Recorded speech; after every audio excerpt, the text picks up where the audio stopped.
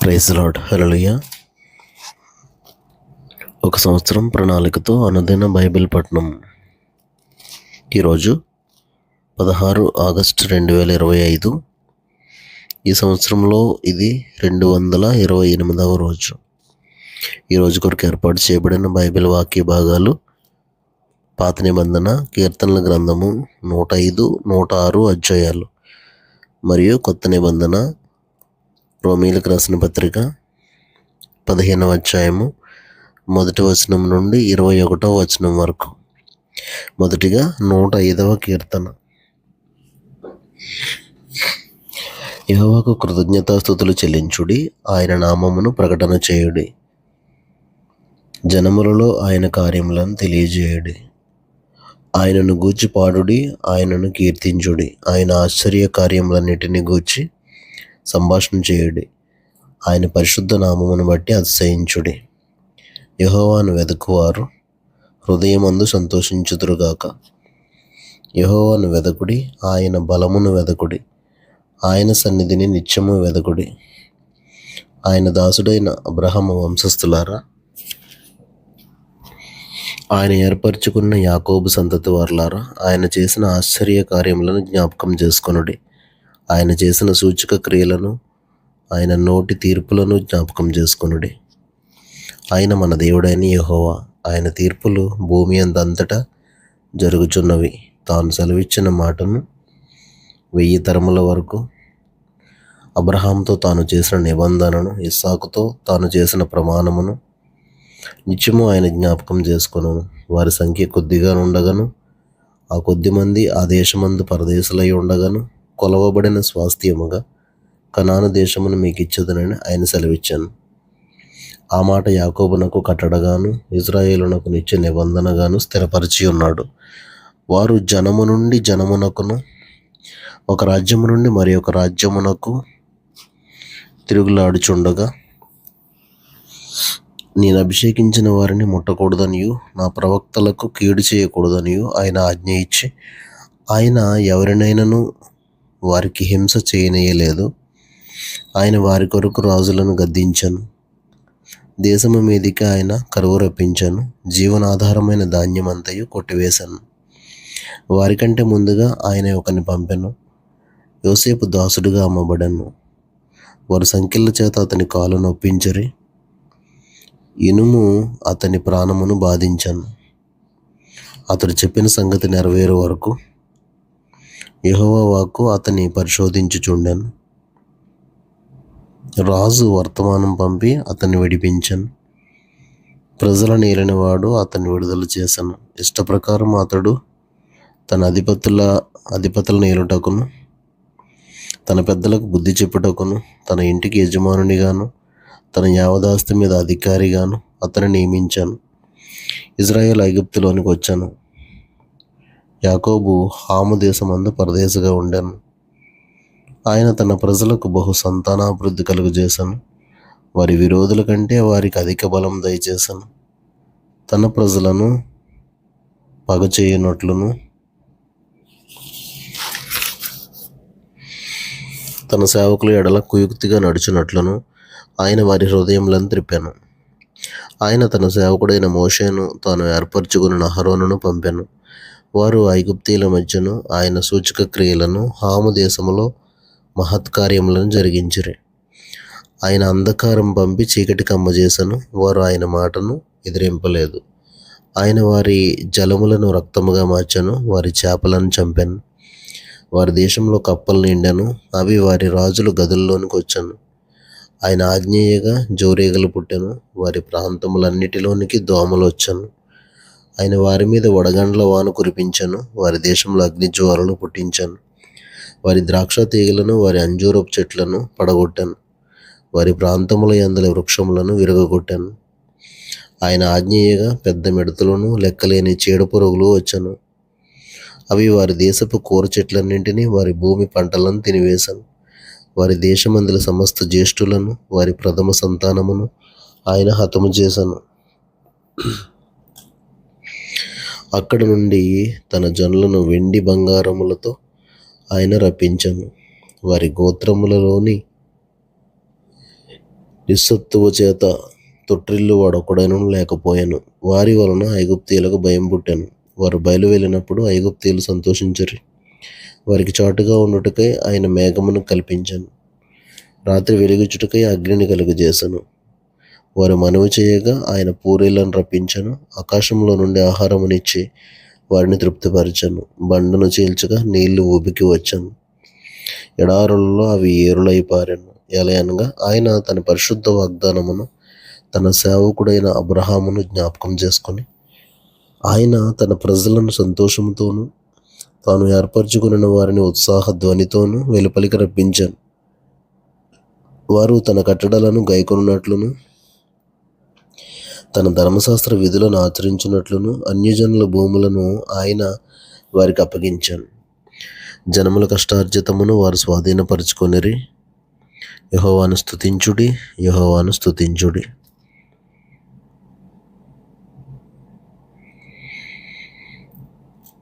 నూట 6వ కీర్తన. యెహోవా దయాళుడు, ఆయనకు కృతజ్ఞతాస్తుతులు చెల్లించుడి. ఆయన కృప నిత్యముండును.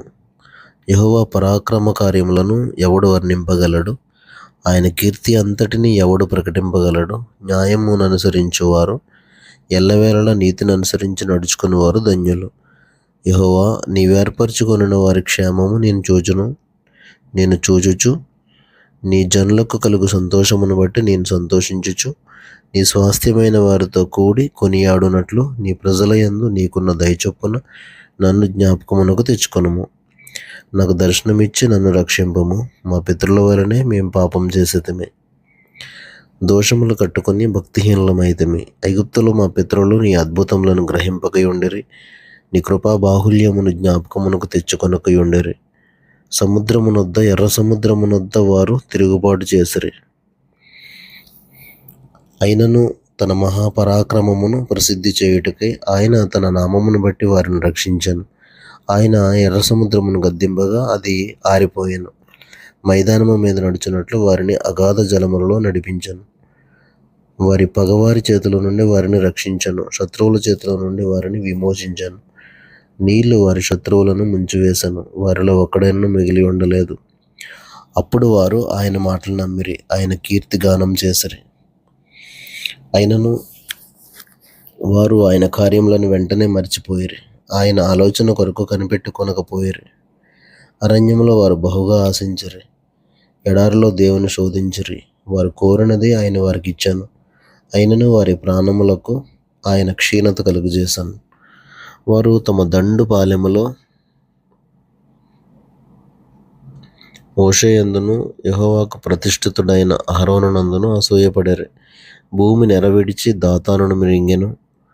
అది అబీరాము గుంపును కప్పివేశను. వారి సంఘములో అగ్ని రగిలెను. దాని మంట భక్తిహీనులను కాల్చివేశాను. హోరేబులో వారు దూడం చేయించుకొనిరి. పోతపోసిన విగ్రహమునకు నమస్కారం చేసిరి. తమ మహిమాస్పదమును గడ్డిమేయు ఎద్దు రూపమునకు మార్చిరి. ఐగుప్తులో గొప్ప కార్యములను, హాము దేశంలో ఆశ్చర్య కార్యములను, ఎర్ర సముద్రమునొద్ద భయము పుట్టించు క్రియలను చేసిన తమ రక్షకుడైన దేవుని మర్చిపోయిరి. అప్పుడు ఆయన, నేను వారిని నశింపజేసేదను అనెను. అయితే ఆయన వారిని నశింపజేయకుండానట్లు ఆయన కోపం చల్లార్చుటకై ఆయన ఏర్పరచుకున్న మోషే ఆయన సన్నిధిని నిలిచి అడ్డపడాను. వారు రమ్యమైన దేశమును నిరాకరించిరి. ఆయన మాట నమ్మకపోయిరి. యెహోవా మాట ఆలకింపక వారు తమ గుడారములో సనుక్కొనిరి. అప్పుడు అరణ్యంలో వారిని కూలజేయుటకును, అన్యజనులలో వారి సంతానమును కూల్చుటకును, దేశంలో వారిని చెదరగొట్టుటకును ఆయన వారి మీద చెయ్యెత్తెను.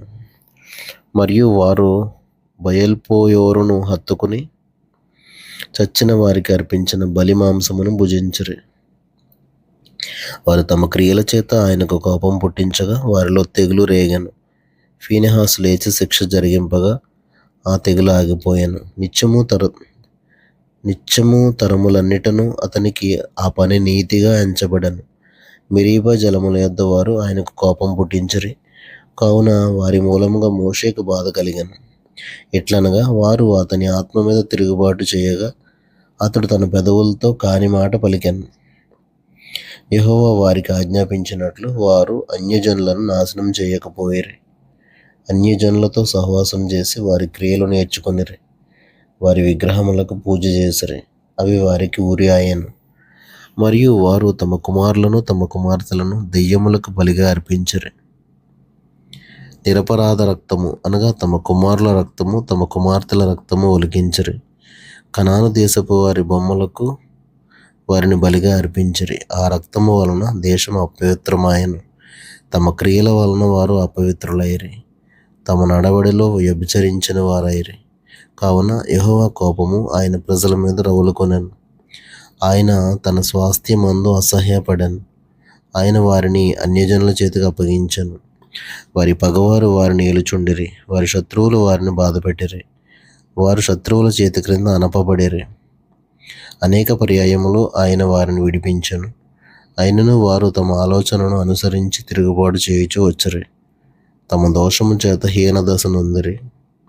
అయినను వారి రోదనము తనకు వినపడగా వారికి కలిగిన శ్రమను ఆయన చూచెను. వారిని తలంచుకుని ఆయన తన నిబంధనను జ్ఞాపకం చేసుకునేను. తన కృపా బాహుల్యమును బట్టి వారిని కరుణించాను. వారిని చెరగొనిపోయిన వారికందరికీ వారి ఎడల కనికరం పుట్టించాను. యెహోవా మా దేవా, మమ్మను రక్షింపుము. మేము నీ పరిశుద్ధ నామమునకు కృతజ్ఞతాస్తుతులు చెల్లించినట్లును నిన్ను స్తుతించుచు మేము అతిశయించినట్లును అన్యజనుల నుండి మమ్మను పోగు చేయము. ఇజ్రాయేలీల దేవుడైన యెహోవా యుగములన్నిటను స్తుతినొందునుగాక. ప్రజలందరూ ఆమెన్ అందురుగాక. యెహోవాను స్తుతించుడి.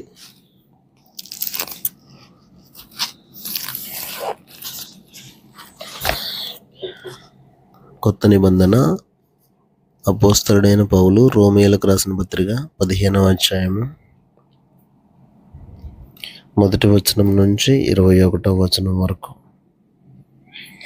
కాగా బలవంతులమైన మనము మనలను మనమే సంతోషపరచుకొనక బలహీనుల దౌర్బల్యములను భరించుటకు బద్ధులమై ఉన్నాము. తన పొరుగువానికి క్షేమాభివృద్ధి కలుగునట్లు మనలో ప్రతివాడును మేలైన దాని యందు అతనిని సంతోషపరచవలెను. క్రీస్తు కూడా తన్ను తాను సంతోషపరచుకొనలేదు గాని నిన్ను నిందించు వారి నిందలు నా మీద పడెను అని వ్రాయబడి ఉన్నట్లు ఆయనకు సంభవించెను. ఎలయనగా ఓర్పు వలనను లేఖనముల వలని ఆదరణ వలనను మనకు నిరీక్షణ కలుగుటకై పూర్వమందు రాయబడినవన్నీయు మనకు బోధ కలుగు నిమిత్తము రాయబడి ఉన్నవి.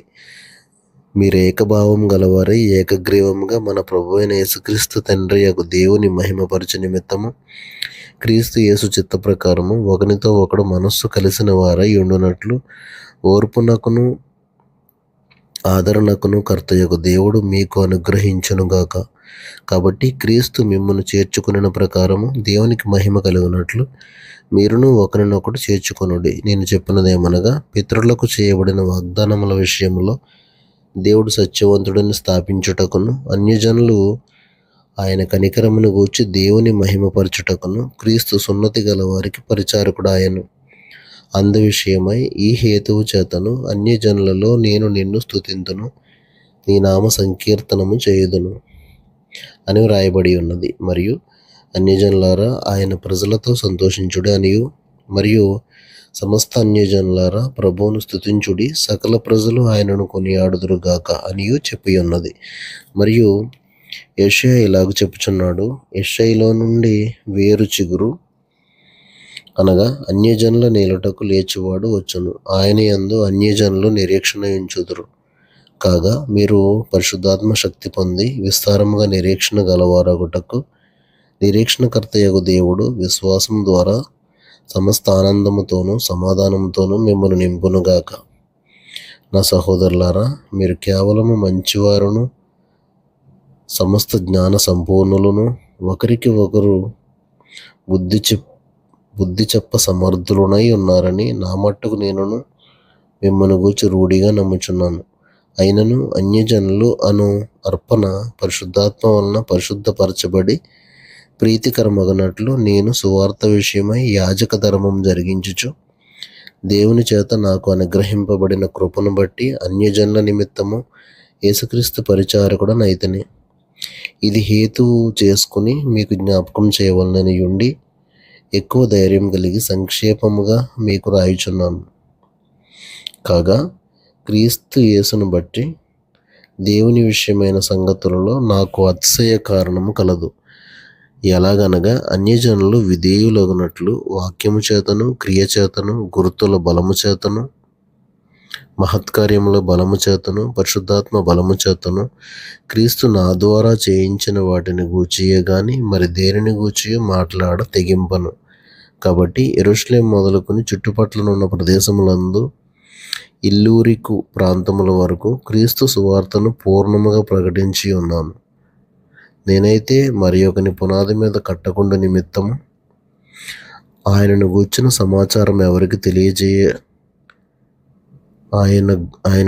సమాచారం ఎవరికి తెలియజేయబడలేదో వారు చూతురనియు వినని వారు గ్రహింతురనియు రాయబడిన ప్రకారము క్రీస్తు నామం ఎరుగని చోట్లను సువార్తను ప్రకటింపవలనని మిక్కిలి ఆశగలవాడనై ఉండి అలాగున ప్రకటించితిని. దేవుడు తన పరిశుద్ధ వాక్యమును మన వెనికిడిలో దీవించునుగాక.